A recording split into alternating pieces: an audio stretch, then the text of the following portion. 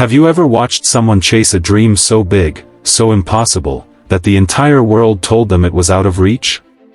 Yet, somehow, they found a way to make it happen? This is one such story, a story of courage, sacrifice, and the relentless pursuit of prosperity. It begins with a single family, standing on the edge of uncertainty, with nothing but hope in their hearts and a dream of a better life. Chapter 1: The Decision to Leave. The story begins in a small, crowded town in Pakistan. The air was thick with dust, and the streets were lined with little shops selling tea and bread. In a modest, two-room house lived Amir, his wife Fatima, and their two children, Ayan, 12, and Hania, 7. Life had never been easy for them. Amir worked long hours as a mechanic, his hands rough from years of labor, while Fatima stitched clothes at night to earn a few extra rupees. Despite their struggles, there was love in their home. Every evening, after a long day, Amir would gather his family around a single, dim lantern and tell stories of a better future. Ayan would listen with wide eyes as his father spoke of places where hard work was rewarded, where dreams weren't just for the wealthy but for everyone. One evening, Amir made a life-changing decision. "Fatima," he said quietly, his voice trembling. "I can't watch our children grow up like this. I can't watch them dream of things we can never give them. I want to take us to America." Fatima's eyes widened. She had heard of America, the land of opportunity, but also of challenges. "Amir," she whispered, "how? We have nothing, not even enough to pay for the journey." Amir took her hands. "We'll find a way. I don't know how yet, but I know if we stay here, nothing will ever change." Chapter 2: The Price of a Dream. The decision to leave was not easy. Amir worked day and night, saving every rupee he could. Fatima sold her jewelry, pieces that had been passed down from her mother. Even young Ayan began helping by running errands for neighbors. Months turned into years, but Amir never gave up. Eventually, with the help of a distant cousin, he managed to secure a visa and enough money to move his family to New York. The day they left was bittersweet. Fatima stood in the doorway of their small home, tears streaming down her face. Ayan clutched his schoolbooks tightly, unsure if he was ready for this new world. Hania, too young to understand, simply smiled, holding her mother's hand. As they boarded the plane, Amir whispered a silent prayer. "Ya Allah, give me the strength to give my children a future better than my own."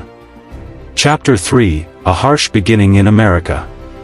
New York was nothing like they had imagined. The towering buildings and bright lights dazzled them, but the reality of life there quickly set in.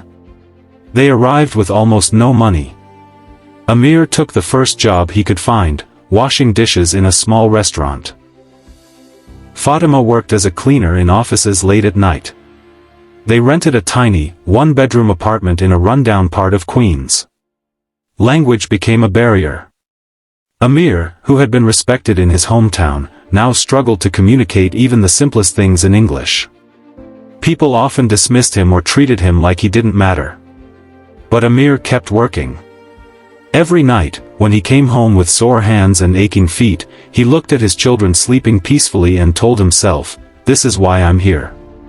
Chapter 4: The Weight of Sacrifice. Ayan found it hard to adjust to his new school.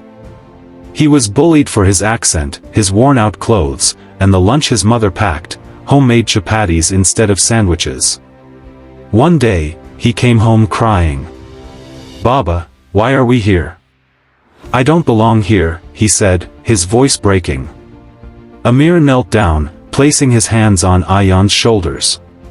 "Listen to me, Ayan. People may laugh at you now, but one day, you will stand tall. We are here because I believe in you. I believe you can achieve anything." Hania, although younger, became a source of joy. She would often sing songs in their small kitchen, her laughter echoing through the apartment, reminding them all that happiness wasn't about where they lived, but who they were together. Chapter 5: Rising from the Ashes.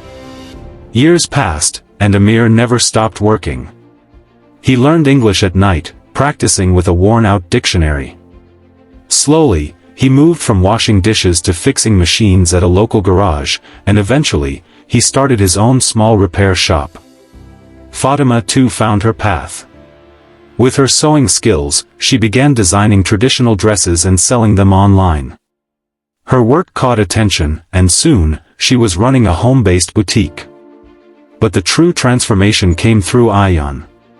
Inspired by his father's sacrifices, he studied harder than ever. He spent hours in the library, learning not just English, but math, science, and history. When he graduated high school, he earned a scholarship to a prestigious college. The day Ayaan walked across the stage to receive his diploma, Amir's eyes filled with tears. He remembered the nights he went to bed hungry, the days he worked with bleeding hands, and realized every sacrifice had been worth it. Chapter 6: Achieving the American Dream. Years later, the family stood in front of their own house, a simple but beautiful home with a small garden. Amir's repair business had grown. Fatima's boutique was thriving. Ayaan had become an engineer, and Hania dreamed of becoming a doctor. One evening, as they sat around the dinner table, Amir looked at his family and smiled. "Do you see this?" he said softly. This is our American dream. Not the money, not the house, but the fact that we came here with nothing, and together, we built a life." Fatima reached for his hand, her eyes shining. "We did it because we never gave up on each other." Final message. Their journey was never easy.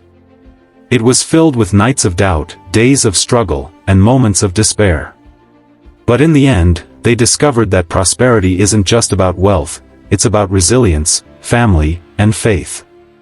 The American dream, Amir would later tell his grandchildren, is not about what you have, but who you become while chasing it.